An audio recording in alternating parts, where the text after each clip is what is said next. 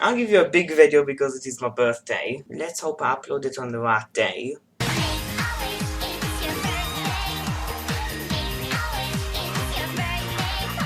So what are you reviewing? Pinkie Pie and the Ponypalooza party. So how absolutely terrific is it?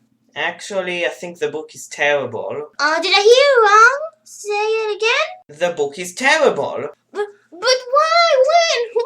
How? Can you just wait until I upload the video? You will hear all of my criticisms. Ooh, I will subscribe, favorite, comment, follow on Facebook, Instagram, Twitter, MySpace, share to my friend, and stalk you like all of you should.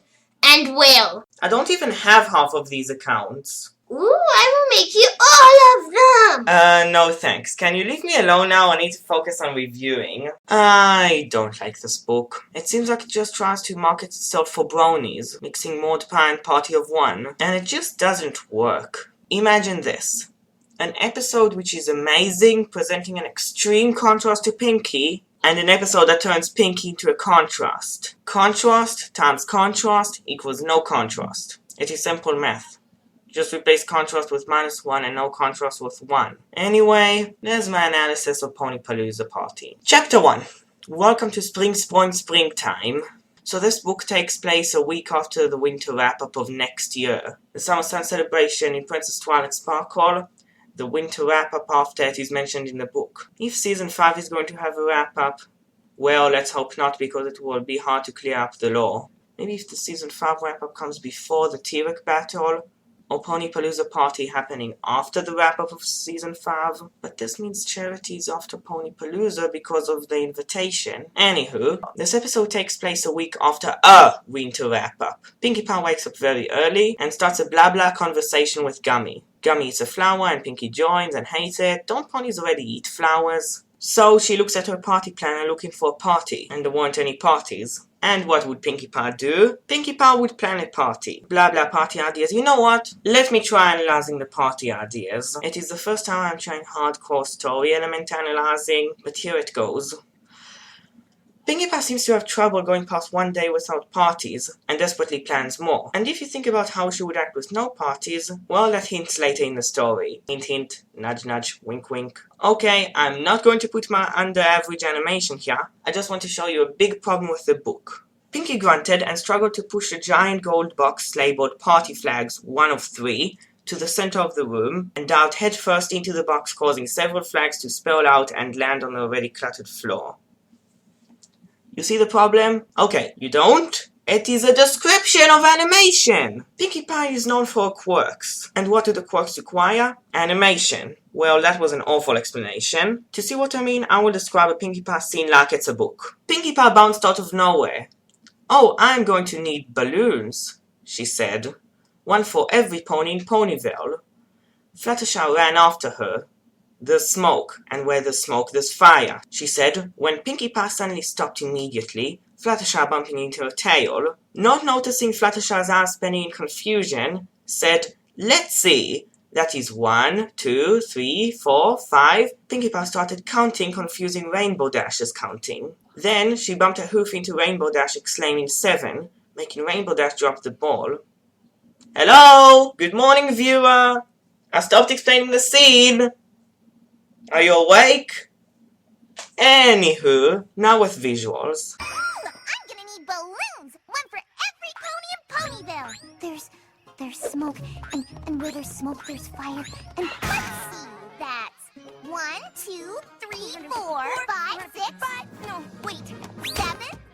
Much better. You understand that Pinkie Pie needs animation or at least some sort of visual cues like in the comics. I understand that a lot of books describe animation, but when the entire major point of the character is the animation, it probably won't work in the books. Yeah, I should probably keep my expectations down for the Discord book. And I realized the scene was funny in GM's head, but it didn't translate well. Anywho, Pinkie Pie is looking for a flag she has since the Crystal Empire, with sparkles! So she tries to make a last-second spring party, with dashes between all of the words besides between the spring and the party. And the chapter ends. Chapter 2, Pinkie's Party Ponies. So this chapter starts with Pinkie inviting ponies to the spring party, and seems like ponies ponies are already bored of Pinkie's parties, besides the CMC, but sure never seem to get bored of anything. So Scootaloo goes to invite ponies in Cloudsdale, Sweetie Belle goes to Castle Boutique, and Apple Bloom goes to Thatcher's Cottage. And the chapter ends. Chapter 3, The Roadless Parkold. So Pinkie goes around preaching, inviting people to a party, and she notices something shiny on the ground. It is a ruby, and Pinkie Pie thinks it looks nice, so she wants to pick it up, but it didn't move. And one comical scene I'll animate for it being actually good later, Pinkie finds more gems, and it is found out that it's actually Cheerlee's gems. And they are garden gems from the Crystal Empire. They put so many details about the gems, so you can probably guess it's a major story element if you have a moderate understanding of literature. Which I don't have. I just read ahead. I don't personally like the concept of Chekhov's gun, and that's certainly a terrible Chekhov's gun. Yes, Machina, you can load the Chekhov's gun. So the chapter ends. Chapter 4. The Spring Party. Blah blah party. Hey, new ponies! It is Pinkie's family, and like Maud, they offer a moment of contrast. Kind of. The moments are pretty average, judging only by physical appearance, and again, because literal media, it is still terribly and blondly done. And the chapter ends. Chapter 5, Between a Rock Farm and a Hard Place. Another moment of contrast, just from talking to Pinkie. Not as good as Maud Parr. Maybe Maud also works better with visuals, but they're just talking, no blonde accents. I guess you can imagine blonde accents, but it's still bad compared to Maud Parr. Yes, I am comparing a lot to Maud Parr. Maybe it is because I prefer watching it over reading this book. Oh, then there are these Jolly Romano type characters, Marble and Limestone Parr. Originally appeared in the Cutie Mark Chronicles. Fun fact, they were originally named Inky and Blinky, and Igneous and Cloudy were originally named Clad and Sue, after the ghost in Pac-Man. So maybe their personalities are compatible. Pinkie goes up front, Marble goes from the back, Limestone is the backup of Marble, and Igneous and Cloudy just ignore stuff. Who does Maud equate to? Mirror? No! Mirror's annoying! Okay, fine. So Igneous Rock claims he's here for very important reasons, and he wants to talk to Princess Twilight, because Equestria really needs local representation. Seriously, Twilight is the closest alicorn to the rock farm. You know what is interesting? The Parr family relations. I guess Pinkie has Maud, a really close sister, but the rest of her family, they knew they were going to Ponyville, and then go visit Pinkie. They just stumbled on her party. They even said they didn't come to see Pinkie. Also, the first thing any of them said was, "Alright, now that's enough. No, Happy Kamina, good to see you." I guess the family has a very cold relationship. The only meeting in Celestia knows how long was now, and they didn't even know Twilight was at the party. Sorry for spoiler of one page ahead. They might not have even knew Pinkie lived in Ponyville, but Pinkie must have told them sometime, and if not, it shows terrible family relations. Also, Pinkie didn't tell them at all that Twilight, who just turned into a princess, is her friend, and the Parr family didn't mention that some pony from Ponyville came to work at the rock farm, and that's all I have to say. Back to business. So Twilight announces she is listening to them, and she tells them she is Pinkie's friend. See what I mean? Wouldn't they know it? And then we hear why Ignis came. Because they are about to lose the rock farm, and it is the first time Pinkie has heard of it. The party is over. Every pony gasped. Nobody ever expected Pinkie Pie to say such a thing. And the chapter ends. Chapter 6. The pink sheep of the family. So our friends talk about how Pinkie was upset about the rock farm, and we get another gemstone lawn decoration acknowledgement. This time it's the way to Sweet Apple Acres. They were clearly not holding back the Chekhov guns. So now the main six and the Parr family go to the barn, and the Parr sisters seem to be in a culture shock. So let's see what happened in the rock farm. The return of the Crystal Empire made gemstones so popular that it made the plain rock farm rocks look bad in comparison, and ponies didn't want them. It is about the gemstones. No wonder there was such an emphasis about them in chapter 3. I feel like something should happen now. Yeah, there it is. That detail really shows how ponies are affected by what the main six does. Usually they seem like isolated cases. For example, no pony seems to know about how the main six saved Equestria multiple times, or even that Equestria was saved. And no pony seems to talk about the Crystal Empire being saved. And just let GM, the writer for uniqueness, take the Crystal Empire being saved and shows how it affected other ponies. Something clearly missing from MLP. However, the fact that Pinkie Pie's family didn't know about the fact that Pinkie was part in saving the Crystal Empire shows bad family relations. And now Pinkie has to help the Parrs, and because Pinkie, she decided to throw a party. And not just any party, Mom, Pinkie said, growing more excited by the second. A party dedicated to the total amazingness of rocks. It will be a rock concert. I will ignore the pun. And Igneous being Igneous, I think that is It's the silliest idea I've heard in my life. This is not something one of your silly parties can fix. Why can't you be serious for just once, Pinkamena? So Pinkie promises not to throw any parties. Ever. And if you remember what happened last time when Pinkie lost her ability to party, not that time. Not that either. No. Wait, go back. Yes, that one. And the chapter ends. Hoof note. Exposition ended. If you haven't read the book and want to be a destroyer of fun, continue watching. If you haven't read the book and you don't want to be a destroyer of fun, stop watching.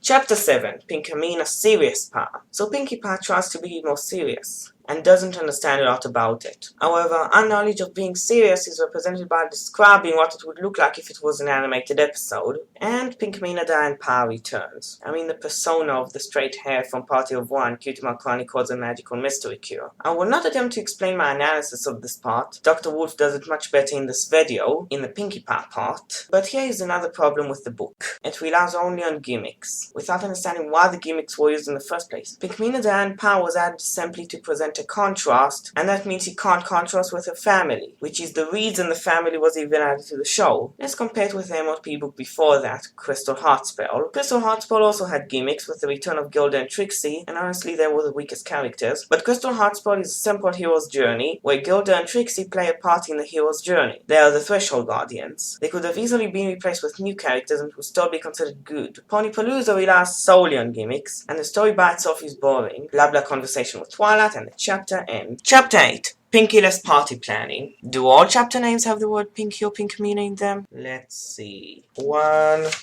2, 3, 4, 5, 6 out of 16. So now when Twilight told the past the exact same idea that Pinkie said, it is amazing. Yeah, I thought it. Have a citizen say an idea? Take it with a grain of salt. Have an authority say an idea, and it's perfect, even though it's the same idea. So now they try to do Pinkie-less party planning, and like always, the main six do it their own ways. Rainbow Dash offers to get active without a plan, Twilight reads about rocks, and Sparky's taking the Paz on a tour around Ponyville. They calling them the Paz, but take too long to say the rock, the quartz, and the two Paz. And the chapter ends. Chapter 9. Pursuing Ponyville. So then we get to the Spark Tour, and the Rock, the Quartz, and the two Paz are interested in everything because Princess. Did I already do the authority joke? Yes? Okay. Then they get to Cheerlee's house, and Tom, gems. Joking.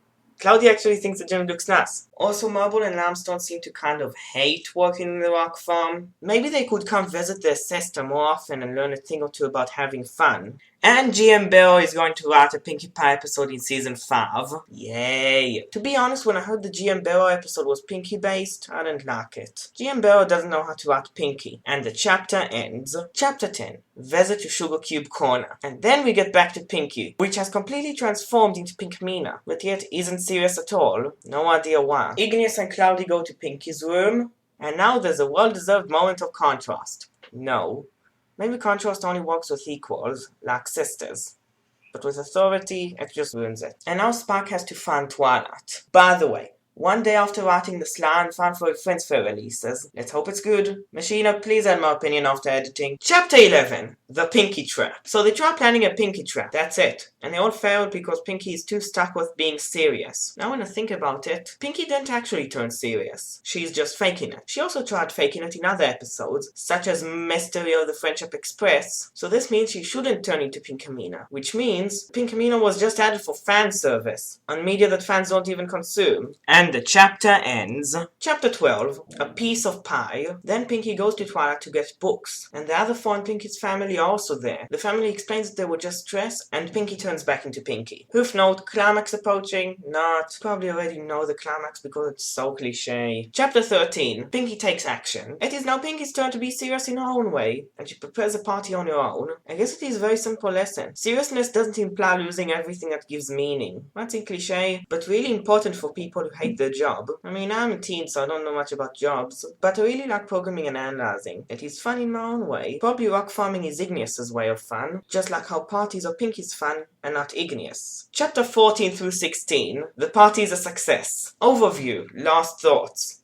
Yeah, it isn't good. Certainly the worst of GM Barrow. The story doesn't work and relies on gimmicks. Pinkie Pie doesn't work in literal media, and it's just nothing special, no redeeming values. Thought the book was just decent, but it isn't even that. It isn't good. Isn't good. Wow, my first negative review!